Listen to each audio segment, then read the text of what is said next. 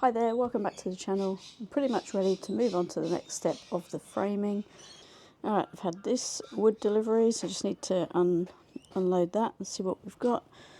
I did add the extra supports in for the bed section to give an idea of the height. So I do have a little bit of a space there, so I'm considering maybe a drawer there as well, or I'm not sure.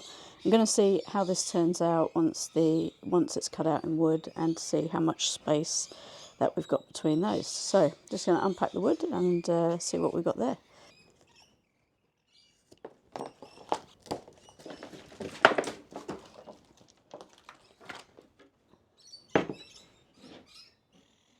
Alright, so I've got 6 of these sheets. They're 12mm.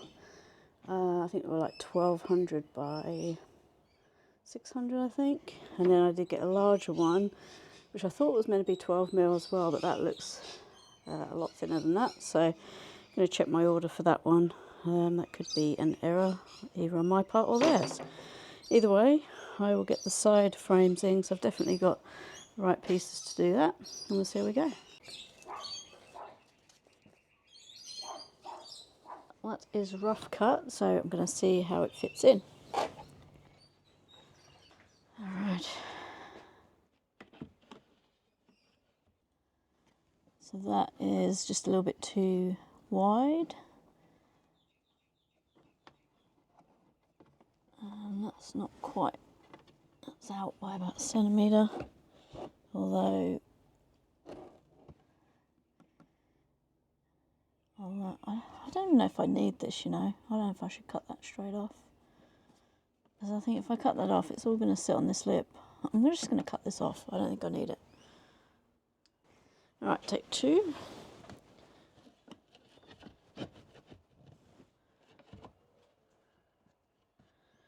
It's heaps better. Alright, that's just sitting over there. I can probably just, I think, lose a little bit off of there. On each side, just a tiny bit. Other than that, sitting perfectly on the lip here. Actually, now this is in, I'm not actually sure that I even need this bit.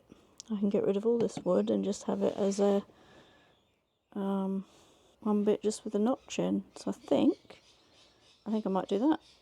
I'm just going to chop that bit off and see how that fits. So in the end, I've chopped that bit off, which actually works better because then you can still access under here. Chop that bit off because it doesn't really stop it from moving or anything.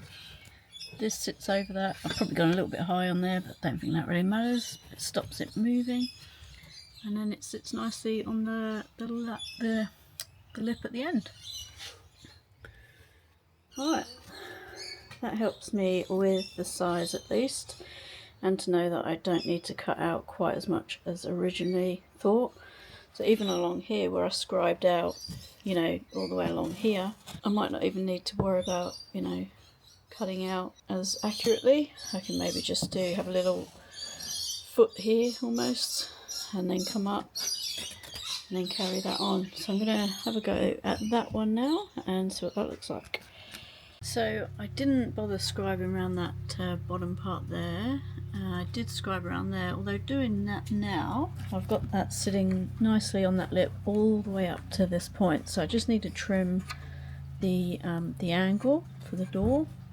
And then I think what I'm going to do actually is carry this line all the way along and then just come down into a foot, just so it gets rid of a lot of this wood and just make it a little bit more tidy, I think. I'm not quite sure what happened over there. That's alright. I think that's fine. I can just use this top bit. We'll just join these two over. Doesn't actually have to sit on the lip for this bit because it's got this base here, so that should be fine. Alright, so I've just put like a little leg there. I still ended up doing that end a bit too short. I'm still not sure what happened there, but nevertheless, this side, these distances here are exactly the same as the distances on this side, so that should sit nice and flat. That sits nice and flush.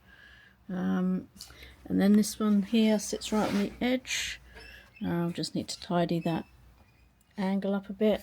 I think it needs to come in just a little bit more to be able to have the door shut. Other than that, part of the platform is good, and might make a start on these big sides. I'm going to do the same with this one. I'm just going to redo the end, and it will be a leg the same as that bit there. Now I'll get rid of a little bit more of the wood, make it a little bit lighter, and then we'll see what that looks like. That's all of the side supports in. Just working out the cross dimensions. So these ones here are 25 centimeters. So I actually think that will be big enough for a slide out drawer. I think that will be pretty good. And these are actually a bit taller than I thought. So I may even do a pull out, if not a pull out drawer, a pull out table. Maybe a slimline drawer. I'm just going to measure that out and make my decision after. I'm just going to cut all the supports, screw it together, so that I've got a temporary fix before I need to obviously treat all of the wood, and then it can all be secured up properly. Alright, so a few days later, I just had to wait for some parts to come.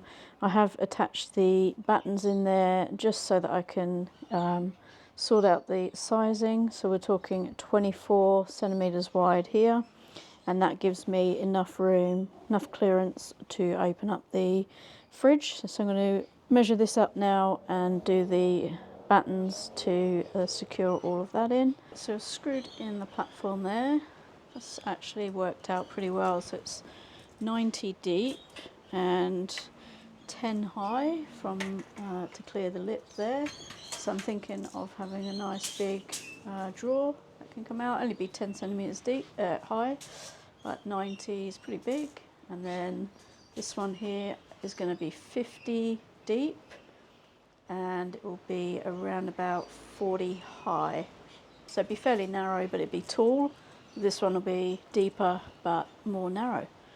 I think I may have to put another support across here. I'll work that out afterwards. I think that's probably pretty much it for today, having got the frames done. And next time I'll pick up where I left off, get the drawers built, and I'll have to order some sliders for this one before we go on to working out how to do the top lid.